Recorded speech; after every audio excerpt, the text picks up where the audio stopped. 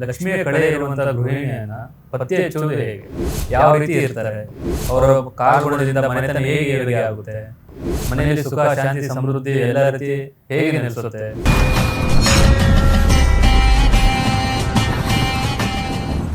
ನಮಸ್ತೆ ವೀಕ್ಷಕರೇ, ನಾನು ನಿಮ್ಮ KN ರಾವ್ ಜೋಶಿ. ಇವತ್ತಿನ ವಿಚಾರ, ಲಕ್ಷ್ಮಿಯ ಕಳೆ ಇರುವಂಥ ಗೃಹಿಣಿಯನ್ನ ಪತ್ತೆ ಹಚ್ಚುವುದು ಹೇಗೆ, ಯಾವ ರೀತಿ ಇರ್ತಾರೆ, ಅವರ ಕಾಲ್ಗುಣದಿಂದ ಮನೆತನ ಹೇಗೆ ಏಳಿಗೆ ಆಗುತ್ತೆ, ಮನೆಯಲ್ಲಿ ಸುಖ ಶಾಂತಿ ಸಮೃದ್ಧಿ ಎಲ್ಲ ರೀತಿ ಹೇಗೆ ನೆಲೆಸುತ್ತೆ, ಮುಂಚೆ ಹೇಗಿದ್ದರೂ ಆ ಗೃಹಿಣಿ ಬಂದಾದಮೇಲೆ ಮನೆತನ ಹೇಗಿದೆ, ಎಲ್ಲ ರೀತಿ ಚೇಂಜಸ್ ಹೆಂಗೆ ಕಾಣ್ತಾ ಇದೆ, ಅದ್ರ ಬಗ್ಗೆ ನಾನು ನಿಮಗೆ ತಿಳಿಸ್ಕೊಡಕ್ಕೆ ಬಂದಿದ್ದೀನಿ. ಸ್ತ್ರೀ ಅಂದ್ರೇ ಒಂದು ಜ್ಯೋತಿ ಥರ, ಮನೆ ಬೆಳಗೋ ಜ್ಯೋತಿ. ಆ ಜ್ಯೋತಿಯಿಂದ ಇಡೀ ಒಂದು ಮನೆ ಸ್ವಲ್ಪ ಪ್ರಕಾಶಮಾನವಾಗಿ ಬೆಳೀತಾ ಹೋಗುತ್ತೆ.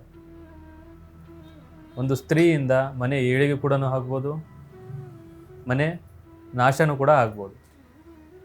ಎಲ್ಲನೂ ಕೊಂದು ಕೈಗೊಂಡಿರೋದು ಒಂದು ಸ್ತ್ರೀ. ಈ ಸ್ತ್ರೀ ವಿಚಾರದಲ್ಲಿ ಏನಿರುತ್ತಪ್ಪ ಅಂತಂದರೆ, ಸ್ತ್ರೀ ಅಂದ್ರೇ ಒಂದು ಫಲರೂಪಿಣಿ,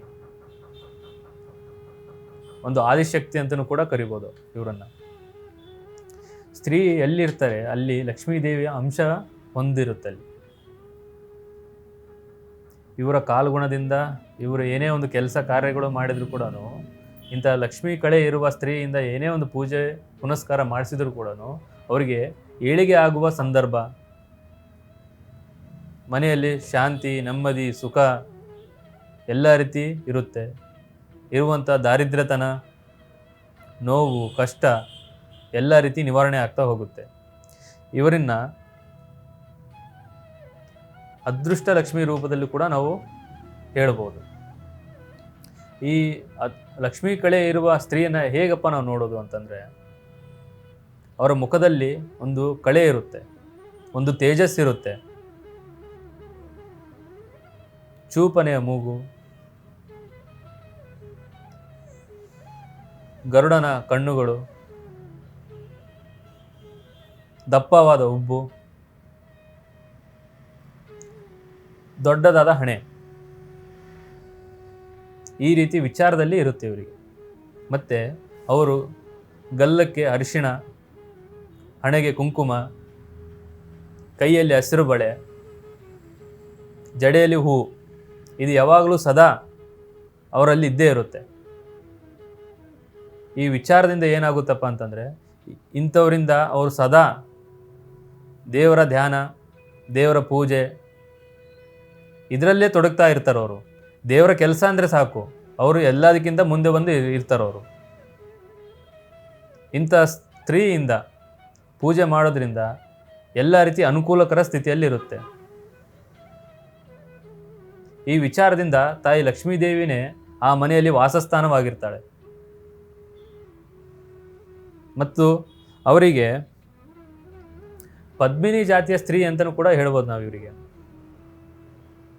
ಈ ವಿಚಾರದಲ್ಲಿ ಏನಾಗುತ್ತಪ್ಪ ಅಂತಂದರೆ, ಸ್ವಯಂ ತನ್ನ ಕುಲದೇವತೆನೇ ಲಕ್ಷ್ಮಿಯ ಮುಖಾಂತರ ಈ ಸ್ತ್ರೀ ಮುಖಾಂತರನೇ ಈ ಮನೆಗೆ ಪ್ರವೇಶ ಆದಂಗೆ ಅಂತ ಹೇಳ್ಬೋದು. ಒಂದು ಮನೆತನ ಏಳಿಗೆ ಮಾಡೋದಕ್ಕೆ, ಒಂದು ಮನೆ ಒಂದು ಉನ್ನತ ಸ್ಥಾನಕ್ಕೆ ಹೋಗೋದಕ್ಕೆ ಆ ತಾಯಿ ತನ್ನ ಕುಲದೇವತೆನೇ ಮನೆಗೆ ಪ್ರವೇಶ ಆದಂತ ಹೇಳ್ಬೋದು.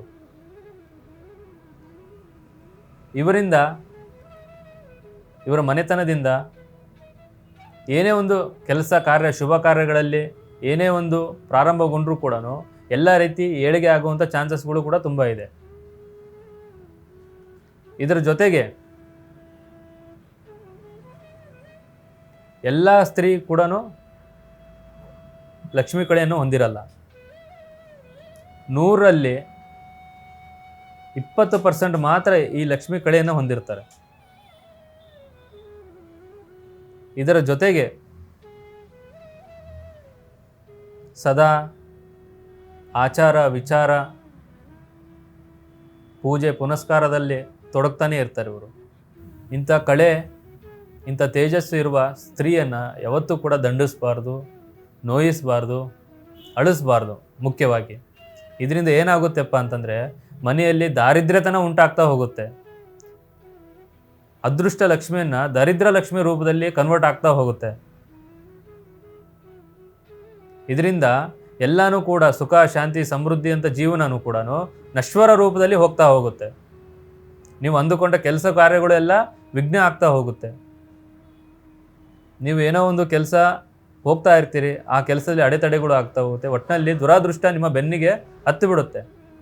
ಇಂಥ ಸ್ತ್ರೀಯನ್ನು ದಂಡಿಸೋದ್ರಿಂದ, ನೋಯಿಸೋದ್ರಿಂದ, ಅಳಿಸೋದ್ರಿಂದ ಮತ್ತು ಮಾನಸಿಕವಾಗಿ ಚಿತ್ರಹಿಂಸೆ ಮಾಡೋದ್ರಿಂದ.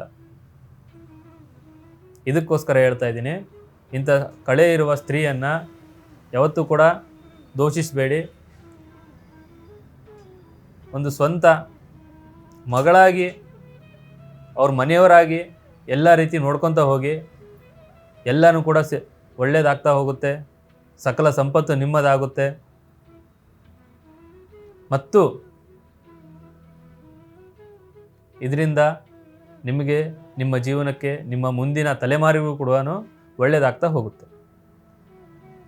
ಇದರ ಜೊತೆಗೆ ನಿಮ್ಮಲ್ಲಿ ಯಾವುದೇ ಒಂದು ಕಾಡಾಟಗಳು ಇದ್ದರೂ, ದೃಷ್ಟಿದೋಷಗಳು ಇದ್ದರೂ, ಯಾವುದೇ ಒಂದು ಆಸ್ತಿ ವಿಚಾರದಲ್ಲಾಗಿರ್ಬೋದು, ಕೋರ್ಟ್ ಕೇಸಲ್ಲಾಗಿರ್ಬೋದು, ಇನ್ನಿತರ ಯಾವುದೇ ಒಂದು ಸಮಸ್ಯೆಗಳಿದ್ದರೂ ಕೂಡ ಒಮ್ಮೆ ನಮ್ಮನ್ನು ಸಂಪರ್ಕಿಸಿ. ಸರ್ವೇ ಜನ ಸುಖಿನೋ ಭವಂತು.